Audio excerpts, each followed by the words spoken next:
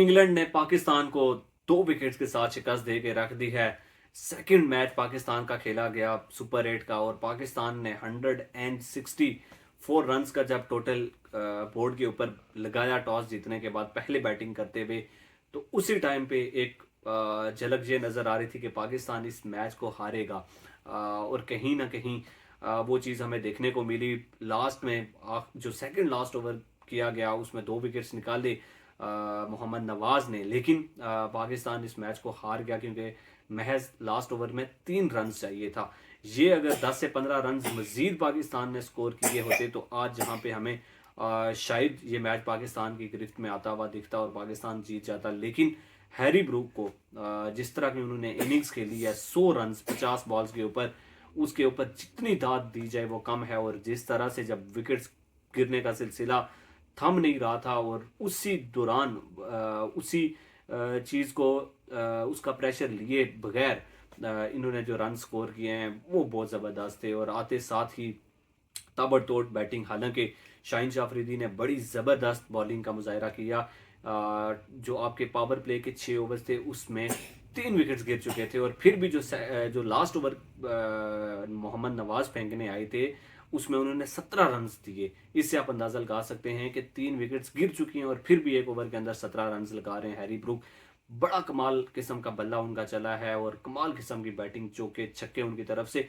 और शायद के 3 से 4 बॉल्स मैक्सिमम उन्होंने बीट किए हूँ। इससे आप अंदाज़ा लगा सकते हैं कि कितनी ज़बरदस्त पारी उन्होंने खेली है। और आज और ख़ास तौर पे स्पिनर्स को जिस तरह से आड़े हाथों लिया है। हम हमेशा ये बात करते हैं कि इंग्लैंड की टीम स्पिनर्स के अगेंस्ट फंस जाती है, और हमने देखा भी कि बाकी जितने भी बैटर्स थे विल जैक्स के अलावा, वो मेरे ख्याल से डबल फिगर्स के अंदर भी आपको नहीं दिखेंगे। बटलर की बात करें, टॉप के ऊपर फिल सॉल्ट पहली बॉल के ऊपर आउट होके चले गए। फिर जैकब बेथल की बात करें, सैम करन की बात करें, किसी भी बैटर ने कोई अच्छी बैटिंग नहीं की सिवाय हैरी ब्रूक की, और विल जैक्स ने उनका साथ दिया।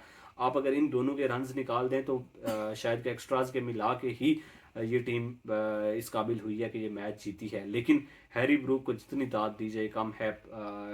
मतलब साय मजूब को आप लेके आए, उनके अगेंस्ट वो रन स्कोर कर रहे हैं। उधर से नवाज को आप लेके आ रहे हैं, उनके अगेंस्ट रन स्कोर कर रहे हैं। शादाब के शुरू के 2 ओवर्स अच्छे गए, लेकिन तीसरे ओवर के अंदर अच्छी खासी मार शादाब को पड़ी।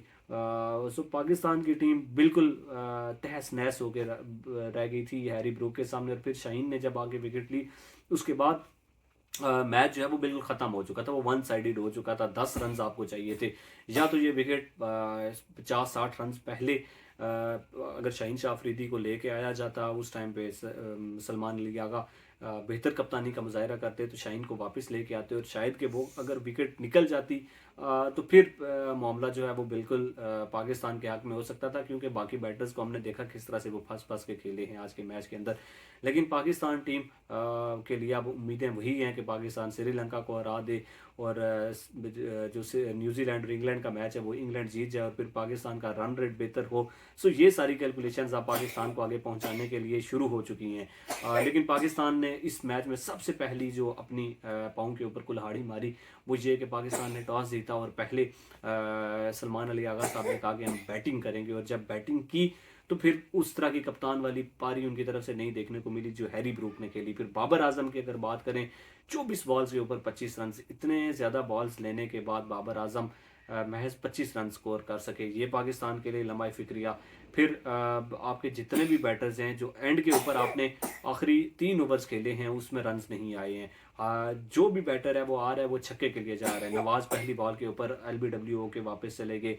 फिर उस्मान खान की अगर बात करें तो वहाँ पे जिम्मेदारी के साथ आखिरी के 15 से 20 बॉल्स खेल सकते थे, लेकिन वो भी बड़े शॉट्स के लिए। शादाब ने एटलीस्ट पाकिस्तान को इस पोजीशन में पहुंचाया कि 164 तक ले गए। हालांकि लग नहीं रहा था कि पाकिस्तान 164 के ऊपर भी जाएगा। लेकिन तमाम तर बैटर्स, शाहजादा फरहान की अगर बात करें, इतने ज़्यादा बॉल्स खेलने के बाद उन्होंने 50 करने के बाद भी जो है वो अपना रन रेट इतना ज़्यादा ऊपर नहीं लेके गए। और फिर जब मिडल फेज़ वो जो चल रहा था उसमें बाबर के साथ जब वो खेले तो महज पाकिस्तान के 61 रन आए हैं, वो जो मिडल फेज़ के 9 ओवर्स खेले गए हैं। इससे आप अंदाज़ा लगा सकते हैं कि पाकिस्तान टीम ने कितना बुरा इस गेम को पाकिस्तान टीम लेके चली है। और फिर बॉलिंग में अगर बात करें तो फिर एक के ऊपर एक गलती सलमान अली आगा की तरफ से। शाहीन जब इतनी ज़बरदस्त बॉलिंग कर रही थी उनको बीच में लेके आया जाता या सलमान मिर्ज़ा से एक आध ओवर करवाया जाता, क्योंकि स्पिनर्स को जब मार पड़ रही थी और हैरी ब्रूक ताबड़तोड़ हमले कर रहे थे तो उस टाइम पे ये कुछ बेहतरी दिखा सकते थे। लेकिन बहुत बहुत ज़्यादा मुबारकबाद इंग्लैंड को कि उन्होंने इस मैच को जीता है, और ख़ास तौर पे वो जिस तरह से हमेशा पाकिस्तान के साथ आते हैं और आखिरी ओवर के अंदर आके मैच निकालते हैं और पाकिस्तानियों के जो दिल हैं उनके ऊपर छुरे घोंप के चले जाते हैं। और आज भी उन्होंने वही चीज़ की और काफ़ी शायकीन क्रिकेट के दिल टूटे होंगे। और पाकिस्तान की इस परफॉर्मेंस के बाद मुझे नहीं लग रहा कि पाकिस्तान टीम को सेमीफाइनल के लिए क्वालिफाई भी करना चाहिए, क्योंकि जब आप दूसरों के बल बोते के ऊपर जाएंगे तो फिर आगे जाकर भी आपने यही चीज़ें करनी है जो आज इंग्लैंड के सामने आपने की हैं। इंग्लैंड को बहुत बहुत ज़्यादा मुबारकबाद। हैरी ब्रूक ने कमाल इनिंग्स खेली है, उनको बहुत बहुत ज़्यादा मुबारकबाद। इंशाल्लाह मिलेंगे आपके साथ नेक्स्ट वीडियो में, तब तक के लिए आपसे इजाज़त चाहूँगा। अल्लाह हाफिज़।